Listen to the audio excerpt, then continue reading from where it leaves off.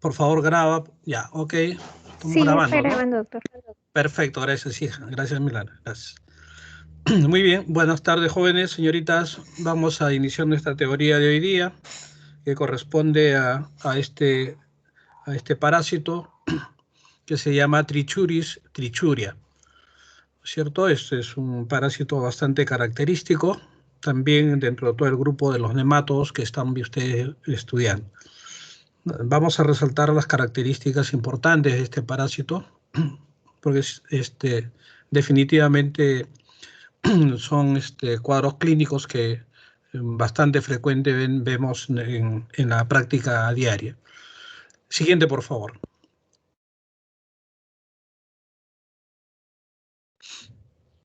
Bueno, aquí vemos el filo, la taxonomía, perdón. Entonces, pertenecen pues al filum nematodo, ¿no es cierto? Clase Aphasmidia, orden Enoplata, familia Tricuroidea, género Trichocephalus o Trichuris, como comúnmente se le conoce, y la especie Trichuria, ¿no? El tricocéfalo es el nombre común, frecuentemente utilizado en toda la literatura médica. Entonces, pueden ustedes utilizar la palabra trichuris, o tricocéfalo, hacia secas, ¿no es cierto? Estamos haciendo referencia a este tipo de parásito. Siguiente, por favor. Aquí les presento la parte superior, el huevo característico, ¿no es cierto? Y en la parte inferior, tanto la hembra de mayor tamaño y el macho en el lado derecho de menor tamaño, como es la característica de todos los nematodos, ¿no? En donde la hembra es de mayor tamaño y el macho es de menor tamaño. Pero vean ustedes el diagnóstico en heces, en fresco, ¿no es cierto? O por método de Faust. Ustedes pueden hacer el diagnóstico y la observación de estos huevos que son muy característicos. Vamos a ver algunas láminas posteriormente también para que fijen ustedes, ¿no es cierto? Y cuando tengan la oportunidad de hacer un examen de heces y llevarlo al microscopio, ¿no es cierto? Y hacer la identificación y diferenciación. ¿De acuerdo? Esta característica de huevecillos, si no se van a confundir cuando nosotros hablábamos de los huevecillos de uncinaria, por ejemplo, ¿no? Entonces ahí no hay cómo distinguir entre entre Necator y Ancylostomas duodenales, son muy parecidos, ¿no? Muy bien, siguiente, por favor.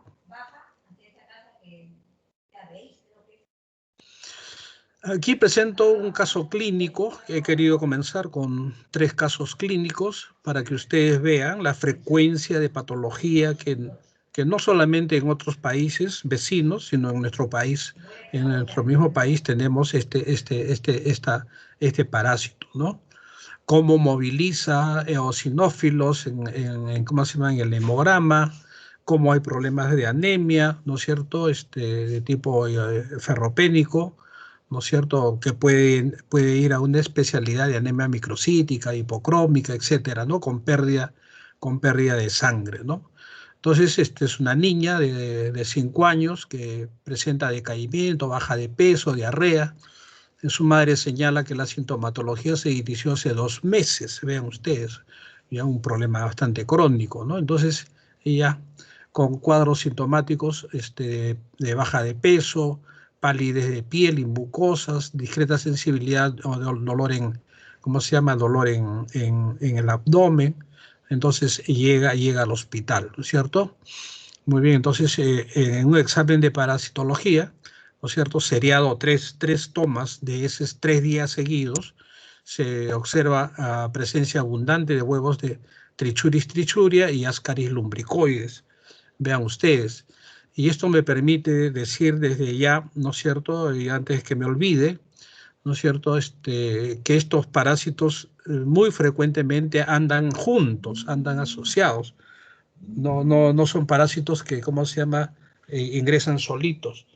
Entonces, es importante esta información, ¿no es cierto? Porque ¿cómo se llama? La infección parasitaria es mixta, ¿no es cierto? No solamente hay 2 parásitos, puede llegar hasta 3. Entonces, puede haber presencia de trichuris, ascaris, uncinarias, etcétera, ¿no? Y hacer ahí hay una mezcla de varios parásitos, ¿no?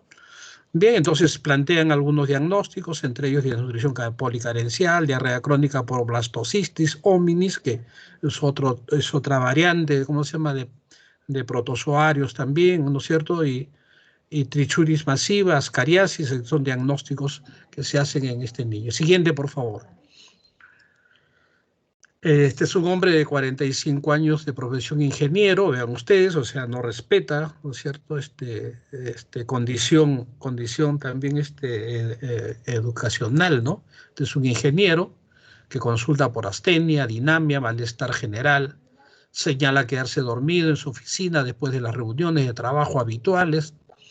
La sintomatología inició hace más de un año y se ha mantenido por lo que decide consultar, ¿no es cierto? Entonces, bueno, tiene alimentación balanceada, etcétera. Le hacen análisis, le encuentran un cuadro de anemia microcítica, hipocrómica, con disminución de eritrocitos, 3,5 millones, ¿no es cierto? El hematocrito está disminuido, la velocidad de cimentación está en 40 milímetros a la hora, está un poco acelerado. Le hacen niveles de ferritina, transferrina, endoscopía digestiva alta y una colonoscopía que fueron normales. En el examen parasitológico le encuentran en las heces huevos de Trichuris trichuria, quistes de Entamoeba coli, Endolimas nana, etc. Entonces, diagnósticos diferenciales también, ¿no es cierto? Y en el número 3, anemia microcítica e hipocrómica por tricocefalosis o trichuriasis. Hasta cáncer de colon, vean ustedes, le ponen como diferenciación diagnóstica, porque la baja de peso, cuadros diarreicos y a veces sangrado también con las heces pueden hacernos sospechar clínicamente, o sea, clínicamente, ¿no es cierto?, de un problema neoplásico en el colon, ¿no? Siguiente, por favor. Acá presento un estudio de la frecuencia de infestación por ancilostoma duodenale, Necator americano, vean ustedes, uncinarias y trichuris, en 2026 niños que abandonan la sección de pediatría del Hospital San Juan de Dios de San José, de Costa Rica. Entonces, Costa Rica, durante los primeros 4 meses del año 1953. Entonces, lo que yo les decía antes, ¿no es cierto?, la infección, la parasitaria, la infestación parasitaria es mixta. Casi nunca, ¿no es cierto?, vamos a encontrarlos solos. Sería bastante raro. Pero vamos, ojalá, como decimos, como hemos dicho siempre en clínica nosotros, Diosito nunca es malo para darnos 2 enfermedades juntas, ¿no es cierto? Diosito siempre es bueno. Pero en estos casos de parasitosis siempre hay una mixtura de parásitos dentro de la materia fecal de nuestros pacientes. Y sobre todo, como bien indican los casos clínicos, la mayoría son niños, ¿no? Somos niños porque hay ¿cómo se llama?, la contaminación mano, ano, boca, como decimos, ¿no? Mano, heces, ano y la boca, ¿no? Entonces, ese es el círculo vicioso para que un niño o una persona anciana ¿cómo se llama?, en un asilo, ¿no es cierto?, que no esté bien ya en la persona anciana de sus funciones neurológicas normales, entonces pueden estar también haciendo este proceso de infección. Muy bien. Siguiente, por favor.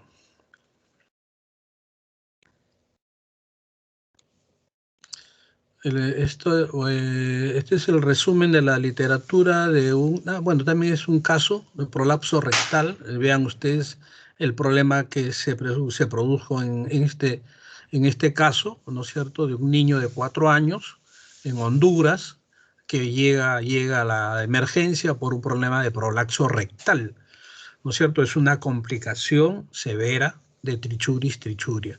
Entonces, yo les voy a mostrar ahora, ¿cómo se llama?, unas láminas, unas fotografías de prolapso rectal por este parásito. Siguiente, por favor. Los sinónimos que ustedes conocen, ya lo hemos dicho, tricocéfalos trichuris, tricocéfalos dispar, tricocéfalos hominis, trichuriasis, etcétera, son las palabras, son los sinónimos de este parásito. Siguiente, por favor. Y en inglés también la palabra whipper, ¿no? Pertenecen a todo este grupo de parásitos llamados geohelmintos, ¿no es cierto? Porque viven en la tierra, ¿no es cierto? La contaminación de la tierra por estos parásitos, estos gusanos, ¿no es cierto? Es frecuente y vean ustedes Ascaris lumbricoide, Immunolepis nana, Strongyloides stercoralis, Uncinaria, Filaria, son todos estos gusanos del grupo de los geohelmintos. Por eso también se estudia como geohelmintiasis, ¿no? Son geohelmintiasis. Entonces, si ustedes revisan bajo ese título van a encontrar todos estos parásitos y dentro de ellos Trichuris trichuri. Muy bien, el mecanismo de transmisión, generalmente la ingestión de tierra contaminada con huevos infectantes, porque vamos a ver una característica también de este parásito es la geofagia, ¿no es cierto? Niños que les gusta comer tierra, ¿no? Entonces, ahí está, es un dato muy importante que la mamá les puede decir, ¿no es cierto?, a ustedes médicos, cuando consulten. Una característica, doctor, que he notado es que mi hijo le gusta comer la tierra. Y eso no es más que uno de estos parásitos que está produciendo esta característica clínica. Muy bien, siguiente, por favor.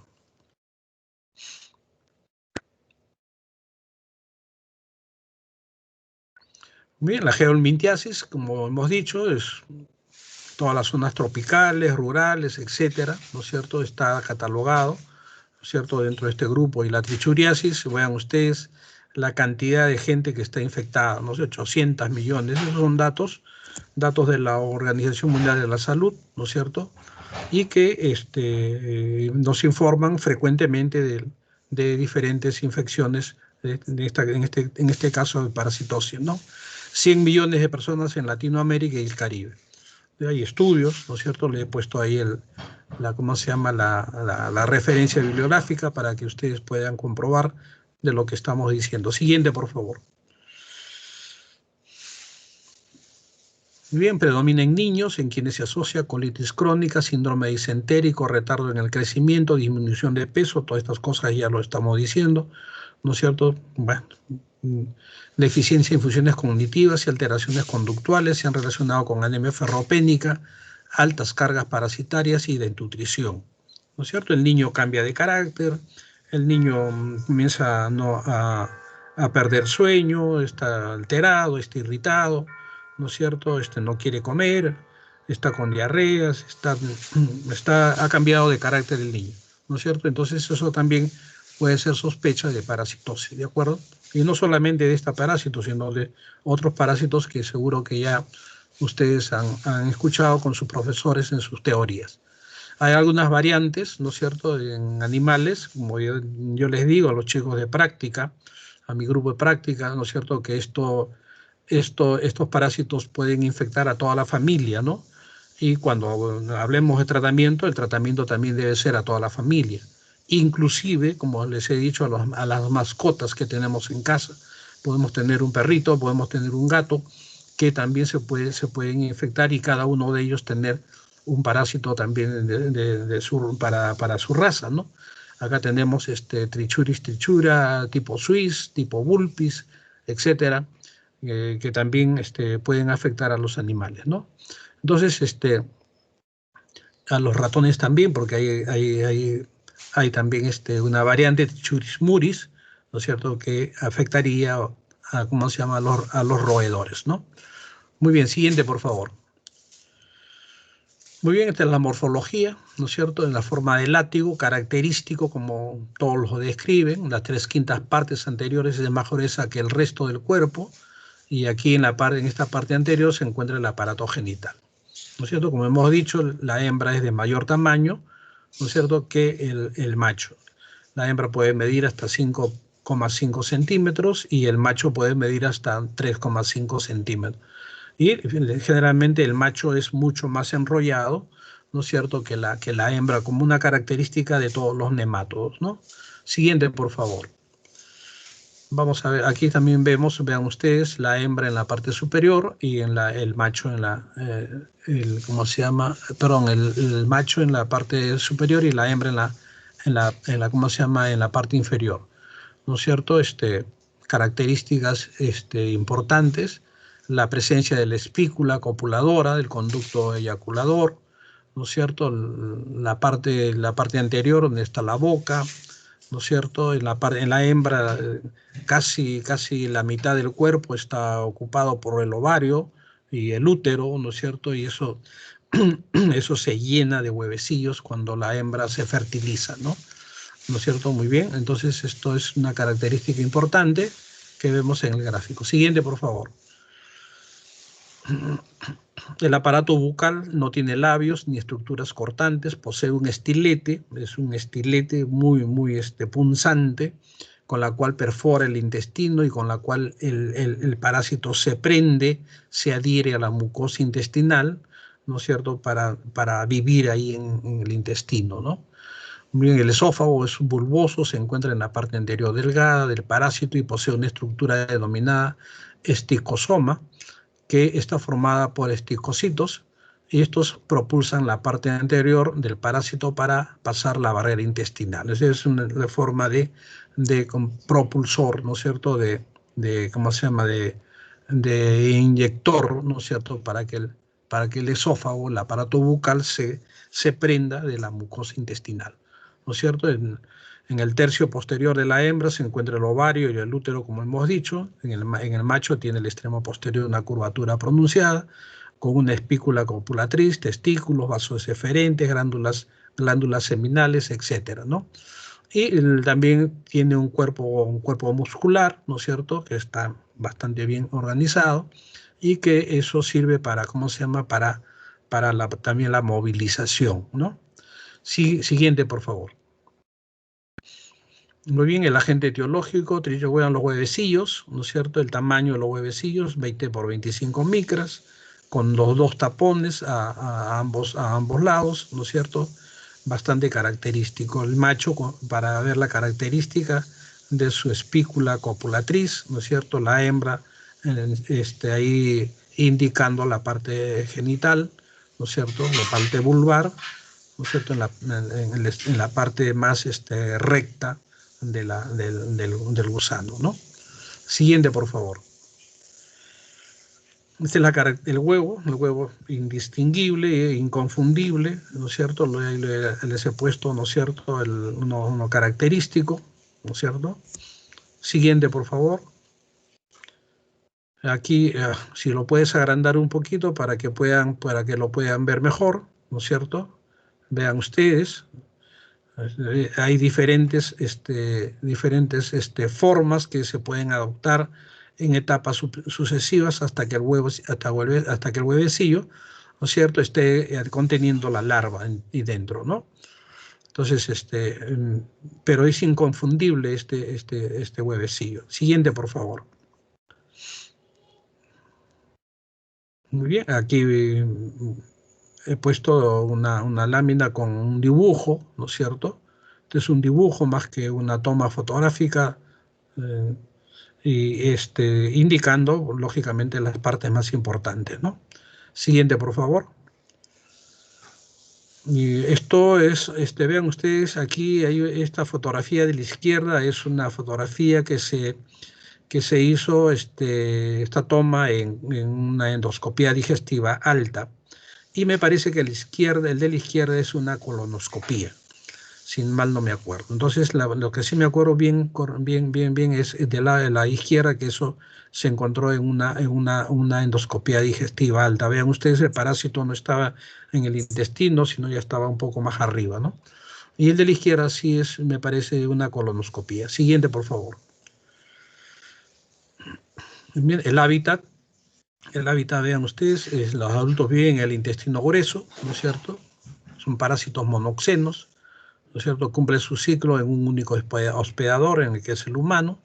Hunde en su extremidad anterior, es decir, la cavidad bucal, en la mucosa, como dicen, mediante la aplicación de este estilete que tienen en la cavidad bucal, y la cual, ¿cómo se llama? Le sirve para estar ahí prendidos, ¿no es cierto? Y no soltarse del movimiento intestinal, ¿no? Las hembras ponen huevecillos, entre 2.000 a 6.000 huevecillos diarios por cada gusano hembra. Vean ustedes la cantidad de huevecillos que puede eliminar. Los deposita en la luz intestinal y estos huevecillos salen con las deposiciones, ¿no? Muy bien, siguiente, por favor. Bueno, nuevamente los huevecillos, vean ustedes en la parte superior, ¿no es cierto? La larva ya se observa la larva. En la parte inferior no se nota todavía la presencia de larva, ¿no es cierto? Y cuando ya está en fase larvaria, lógicamente rompe los dos tapones, expulsan los dos tapones y por alguno de ellos salen, ¿no? El tiempo de maduración en el suelo, 12 días, 10 días aproximadamente, a temperaturas más o menos moderadas, 25-30 grados centígrados. Y también debe haber un cierto elemento de humedad, tierra húmeda, ¿no?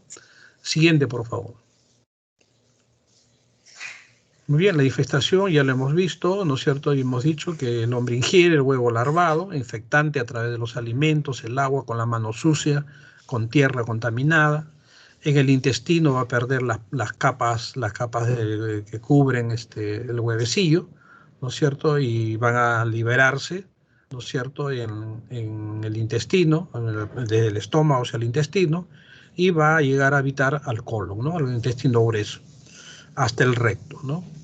Entonces, ahí están unos 2-3 meses en que maduran, llegan a su estado de adulto y se diferencian macho y hembra, y entonces copulan y, como decía, entonces la hembra se fertiliza, se vuelve grávida y comienza a oviponer, ¿no? 2.000 a 6.000 huevecillos diarios, ¿no es cierto?, por hembra se pueden producir. Muy bien, siguiente, por favor. El ciclo biológico que ustedes conocen perfectamente, ¿no es cierto? Los huevecillos que salen a través de las heces a la tierra. El huevecillo va desarrollando los embriones hasta que se vuelve larva en el número 4 y eso ingresa por la cavidad bucal con los alimentos, con el agua, con la tierra, con la mano sucia, etc. Y se vuelven larvas en el intestino delgado y se vuelven adultos en el intestino grueso, ¿no? Es el camino que siguen estos parásitos, ¿no es cierto? Siguiente, por favor. Bueno, en cuadros patológicos, la lesión traumática que desde el inicio hemos dicho, ¿no es cierto?, por acción de este estilete que tienen en la cavidad bucal que produce lesión, ¿no es cierto?, ulcerativa, hemorrágica, ¿no es cierto? Y lógicamente va a haber ¿cómo se llama?, sangrado, ¿no es cierto? Y dependiendo de la cantidad de gusanos adultos que existan en el intestino grueso, entonces inclusive puede evidenciarse la presencia de sangrado, ¿no es cierto?, ligero o un poco mayor en las heces, ¿no? Entonces eso a veces asusta a la persona, no porque tenga deposiciones frecuentemente sueltas o diarreicas va al médico, sino cuando ya presentan estas diarreas, mucosidades sanguinolentas, ¿no es cierto?, es que el paciente ya acude muy prontamente al médico, piensa en lo peor, piensa en un cáncer de colon, entonces, y por eso van, y el médico también a veces no toma bien la historia clínica, ¿no? Y lo más pronto y lo más evidente de hoy en día es una colonoscopía, y el diagnóstico, en lugar de hacerse, ¿no es cierto?, en las heces, ¿no es cierto?, encontrando los huevecillos, el operador, el colonoscopista, encuentra los gusanos, ¿no es cierto?, que están prendidos ahí en una gran extensión del intestino grueso, ¿no? Siguiente, por favor. Muy bien, ya hemos dicho, entonces, un poco repetitivo, solamente para resaltar, ¿no es cierto?, que la acción por la presencia de estos trichures también podemos verlo de una manera tipo mecánico, ¿no es cierto? Y el otro mecanismo químico, ¿no? porque lógicamente el parásito también elimina sustancias tóxicas de su organismo y estos hacen daño, ¿no es cierto?, a las células intestinales, ¿no es cierto? Y como que es también, eso también debe entenderse de esa manera, ¿no? Y, y la parte mecánica que ya lo hemos visto, ¿no es cierto? Y con cuando hay una gran parasitosis, intestinal, producir prolapso rectal, ¿no? Que vamos a ver en una lámina que por ahí viene. Siguiente, por favor. Muy bien, este es el cuadro de la clínica: anorexia, astenia, trastornos gastrointestinales, diarrea, anemia, eosinofilia moderada, diarreas con sangre, incontinencia fecal, que también esto es muy frecuente, ¿no es cierto? Prolapso rectal, alteraciones nerviosas irritativas, puede haber convulsiones, eso está descrito, yo no he visto nunca eso, pero está descrito en la literatura, así es que hay que tomarlo siempre en consideración. Siguiente, por favor. Vean ustedes la fotografía de un niño con prolapso rectal y donde todos esos blanquecitos, esas manchitas blanquecitas no son más que gusanos, son no más que los trichuris. Vean ustedes cómo ha producido una gran profusión del recto, ¿no es cierto? Y para no solamente tratamiento local, es un tema quirúrgico, ¿no es cierto? Ahí el cirujano tiene que hacer un cerclaje, ¿no es cierto? Tiene que introducir, ¿no es cierto?, el recto para reparar todo ese daño, ¿no? Y lógicamente tratamiento antiparasitario, ¿no? Muy bien, siguiente, por favor. Aquí en la fotografía también se ve en la parte de la izquierda, ¿no es cierto?, un problema de prolapso rectal, ¿no es cierto? Vean ustedes, ¿no es cierto? Pueden haber otras manifestaciones de tipo crónico, ¿no es cierto? En los dedos, una acropaquia, que, bueno, vamos a decir, estos dedos en palillo de tambor que pudieran ser por una cronicidad, no solamente de esta enfermedad, sino de otro tipo también, ¿no? Y los cuadros anémicos, la palidez en las manos, en las mucosas, etcétera, ¿no? Siguiente, por favor. Vean ustedes todos los cuadros clínicos que puede presentar esta parasitosis, ¿no? El diagnóstico, como decimos siempre nosotros, es la demostración de estos huevecillos en las heces por métodos directos o métodos de concentración, ¿no es cierto? Aquí podemos hacer método de Willis, de Telemann, el Faust, que es lo que más se utiliza, y también a veces para encontrar o buscar larvas, ¿no es cierto?, el método de Cato, o también podemos encontrar adultos, ¿no? El método de Cato-Cats, que es el método de la copa, ¿no? Que seguro que también ya lo han explicado. Se pone un vaso, ¿no es cierto?, agua tibia, agua caliente, ¿no es cierto?, y se pone una malla encima, en la boca de este vaso, se pone las heces, y se vierte líquido, se vierte agua tibia, ¿no? Y todo lo que cae con el agua tibia, ¿no es cierto?, hacia el fondo, van a caer también las larvas, ¿no? Entonces el método de Cato-Cats. Entonces se puede catalogar las infecciones de acuerdo a la cantidad de huevos por gramo, ¿no es cierto? Hay una fórmula que hemos dicho, ¿no es cierto?, que existe para medir la cantidad, ¿no es cierto?, de huevecillos por gramo de heces, ¿no? Menos de 5.000 huevecillos es un cuadro leve, entre 5.000 y 10.000 huevecillos por gramo, una infección moderada, y más de 10.000 huevecillos por gramo ya es una infección intensa, ¿no? Siguiente, por favor. Bien, vean ustedes, esto es una fotografía de un corte, ¿cómo se llama?, de tejido intestinal. Y vean ustedes, ahí están los parásitos prendidos en la mucosa intestinal. Vean ustedes cómo están distribuidos, ¿no es cierto? Siguiente, por favor. Aquí también ahí está lo indicado con el título, una trichurcia en colonoscopía. Vean ustedes, ahí está prendida ¿cómo se llama?, el parásito en la mucosa intestinal. Por ahí deben haber una mayor cantidad, ¿no es cierto?, de estos parásitos, porque no anda solo, anda en una gran cantidad de parásitos. Siguiente, por favor.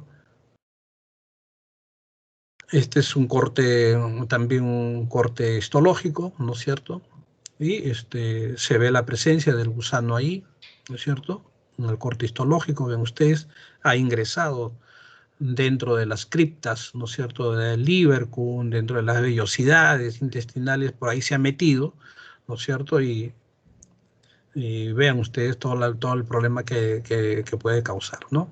Sobre todo problemas hemorrágicos, problemas inflamatorios, entonces puede confundir, ¿no es cierto?, en estos términos la clínica, ¿no? Siguiente, por favor.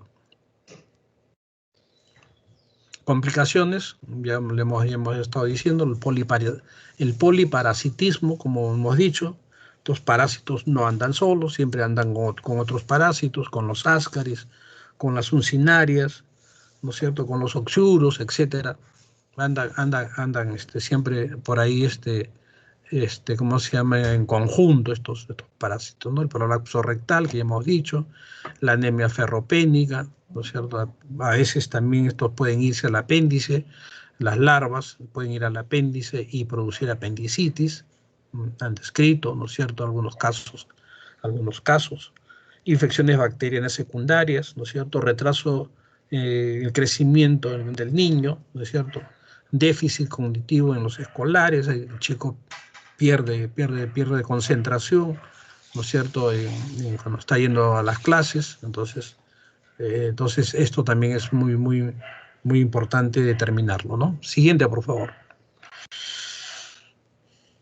Un tratamiento que ya ustedes seguro conocen, sin embargo, aquí les ponemos algunas alternativas, sobre todo todos los medicamentos que son de elección, de primera elección, que es el mebendazol, el albendazol, ¿no? Cuando son niños menores de 2 años, no utilizar el mebendazol porque está contraindicado, ¿no es cierto? Utilizar albendazol, que eso sí se puede utilizar, o utilizar otros tipos de, ¿cómo se llama?, de medicamentos como el pamoato de Pirantel, por ejemplo, ¿no es cierto?, que también es muy bueno y eso no se absorbe. No son medicamentos que no se absorben, actúan generalmente a nivel de, ¿cómo se llama?, de terminaciones nerviosas de la pared del parásito, del gusano, o también pueden actuar a nivel de la utilización de su glucosa. Entonces, y hasta que les hace daño y el parásito pierde energía y se desprende y cae, ¿no? Entonces, mebendazol también no se utiliza en embarazadas, ¿no es cierto? Se utiliza el pamoato de Pirantel, como decíamos, como alternativa, ¿no? Muy bien, las dosis generalmente por kilo de peso, ¿no es cierto? A veces, como está indicado, en dosis única, pero en un solo día de tratamiento, pero a veces hay que hacer un poquito de exageración en estos temas, indicar un par de días de tratamiento y repetir el tratamiento a la semana con control de heces, ¿no es cierto?, de parásitos en heces.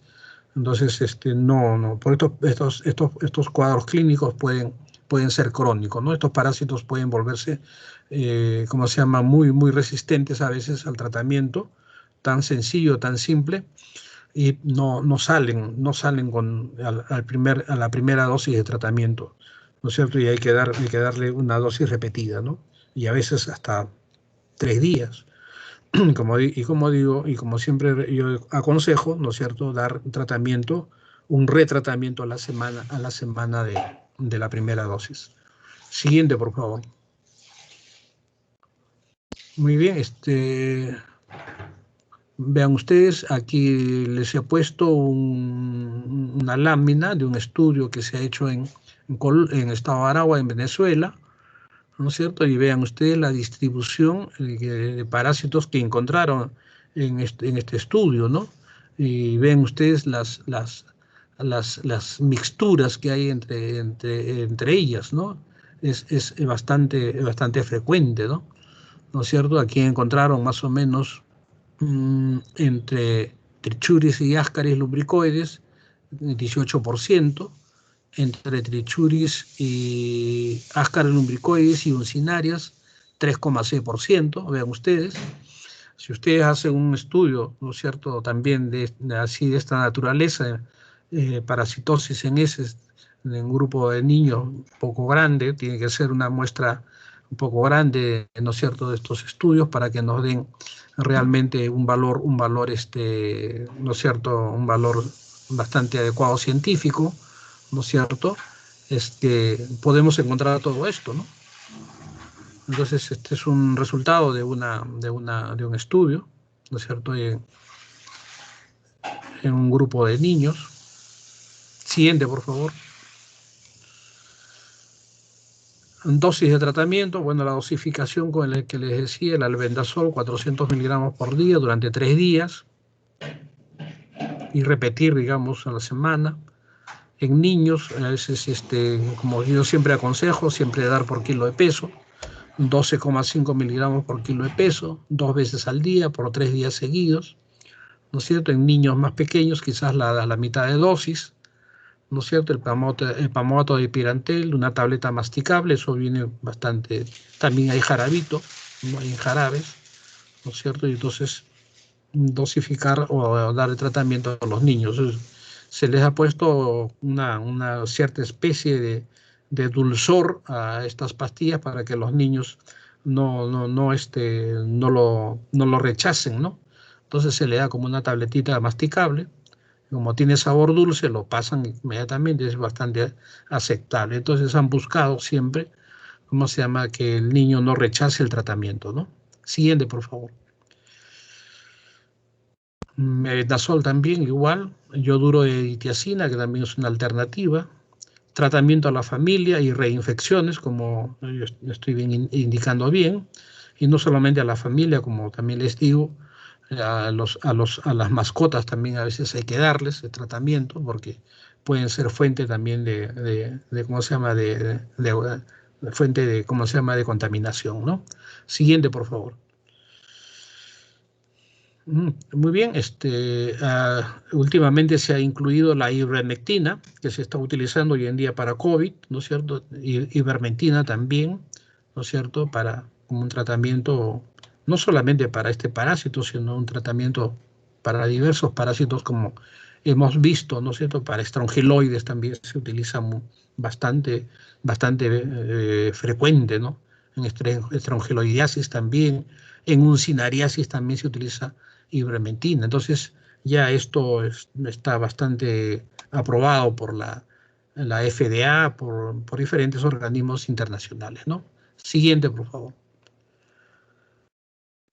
Bien, es que como les decía anteayer a mis alumnos del grupo de práctica, ¿no es cierto?, cuando ustedes vayan a serums, los pobladores, ¿no es cierto?, conocen sus plantas, sus atribuciones, sus atributos de sus plantas, y entre ellos van a encontrar, ¿no es cierto?, plantas que son antiparasitidas, ¿no? Entonces, y esto también es bastante utilizado, ¿no? Muy bien, siguiente, por favor. La profilaxis, que es lo más importante, ¿no es cierto? Los niños no deben andar descalzos, hay que cortarle las uñas, las manos bien limpias, el uso de letrinas, ¿no es cierto?, no usar agua contaminada, no jugar con la tierra, las verduras hay que limpiarlas bien, hay que cocinar, hay que hacer un buen lavado, etcétera, ¿no? Entonces es importantísimo la profilaxis en estos tipos de parasitosis. Siguiente, creo que es la última.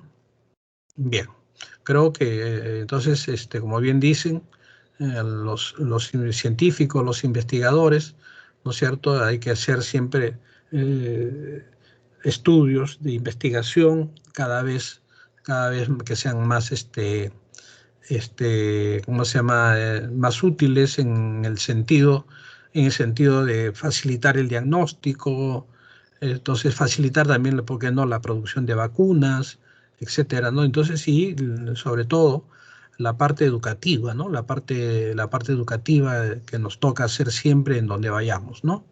Enseñarles a la mamá, a los papás, ¿no es cierto?, en los colegios, ¿no es cierto?, en los mismos niños, ¿no es cierto?, hacerles entender de todas las, ¿cómo se llama? De todos los beneficios que, ¿no es cierto?, nos vamos a tener si es que usamos bien, ¿no es cierto?, nuestros métodos higiénicos, ¿no?